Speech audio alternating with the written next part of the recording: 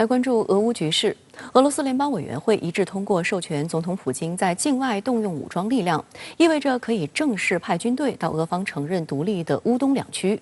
普京还提出解决危机的条件，包括乌克兰自己拒绝加入北约、去军事化等等。乌克兰方面，总统泽连斯基签署在特殊时期征召预备役人员的法令，并呼吁美国等加大对俄制裁力度。乌国家安全与国防委员会于周三决定实施紧急状态。俄罗斯联邦委员会周二通过相关决议，准许总统在俄境外动用俄联邦武装力量。这一决定自通过之日起开始生效。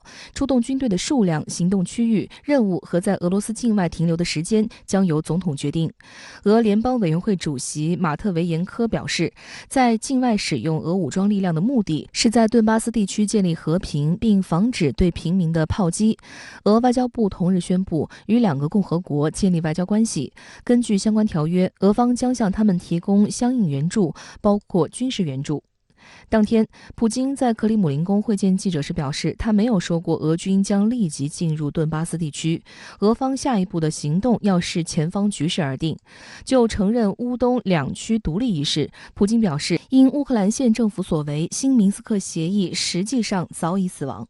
Минские договоренности, они были убиты еще задолго до вчерашнего признания народных республик Донбасса. 2014年4月，乌克兰顿巴斯地区爆发政府军与民间武装的大规模武装冲突，当地民间武装随后宣布成立顿涅茨克人民共和国和卢甘斯克人民共和国。经国际斡旋，冲突双方于2014年9月在白俄罗斯首都明斯克达成停火协议，并于2015年2月签署新明斯克协议。协议达成后，这一地区在过去数年来虽时有小规模交火，但没有再发生大规模战斗。不过，自去年年底开始，俄乌紧张关系加剧，尤其是在美国政府不断渲染俄罗斯即将入侵乌克兰的情况下，上周四以来，顿巴斯地区局势骤然升级。乌政府军与民间武装相互指责对方发动挑衅炮击。Ну а почему вы думаете, что добро должно быть бессильным всегда? Я так не считаю. Я думаю, что как раз добро предполагает возможность себя защищать. Из этого и будем исходить. 普京在记者会上重申，坚决反对乌克兰加入北约。最好的解决办法就是乌克兰自己拒绝加入北约，坚持中立。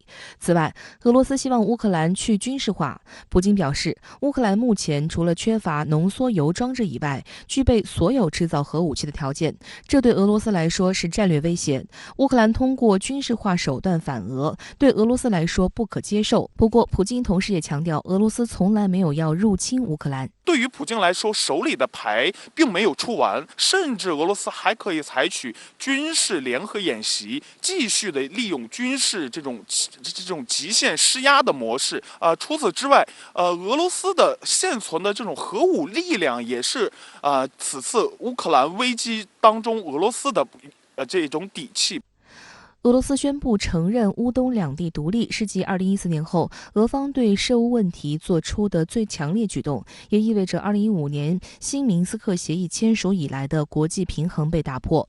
俄乌局势何以至此？普京这样说。Сегодня достаточно одного взгляда на карту, чтобы увидеть, как западные страны сдержали обещание не допустить продвижения НАТО на восток. Попросту обманули.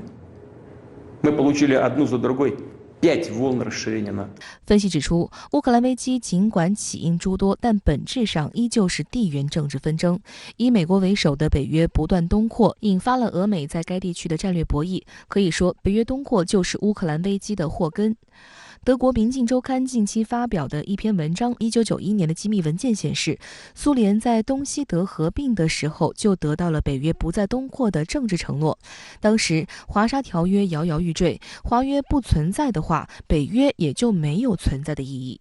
当时美英法德4国外交官承诺不会将北约扩大到易北河以东。苏联解体后，作为冷战遗产的北约不但没有解散，反而趁机试图将中东欧小国纳为新成员，开启扩张势力范围的行动。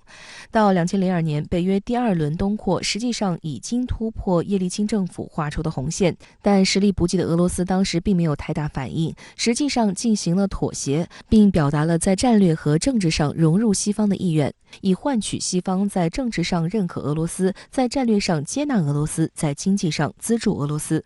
不过，俄罗斯最终并未能如愿。去年12月17号，在经历北约数轮东扩，并将乌克兰列为北约候选国后，退无可退的克里姆林宫在针对北约和美国的安全协定草案中再度画出俄方红线，双方的军力部署回归到1997年5月27号，也就是北约首次东扩前的状态。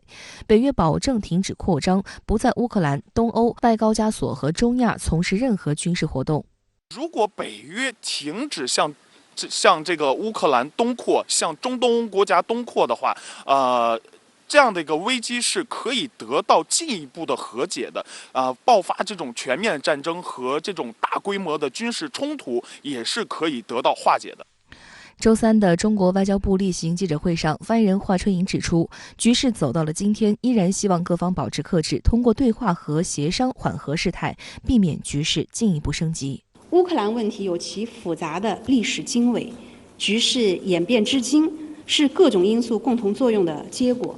一些国家呢，应该想一想，在美方违背同俄罗斯协议5次将北约东扩到俄罗斯的家门口，并且部署大量先进的进攻性战略武器的时候，他们有没有想过把一个大国逼到绝地的后果？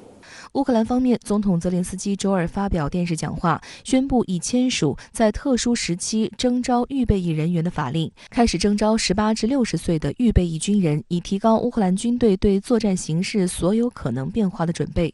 统计显示，在乌克兰有多达25万名退伍军人在战区服役后登记为预备役备案人员，但泽连斯基同时强调，目前还没有必要进行军事总动员，乌克兰仍将外交途径作为摆脱危机的方式之一，但乌克兰有能力保卫本国边界，不怕任何事或任何人。Українці, мирна нація. Ми хочемо тиші. Але якщо ми сьогодні промовчимо, то завтра зникнемо. 有分析指，乌克兰实际上已经成为美国肆意使用的棋子和炮灰。他为了跟美西方不惜与俄罗斯这个文化上最亲近的昔日兄弟决裂，但最终却付出了极其沉重代价。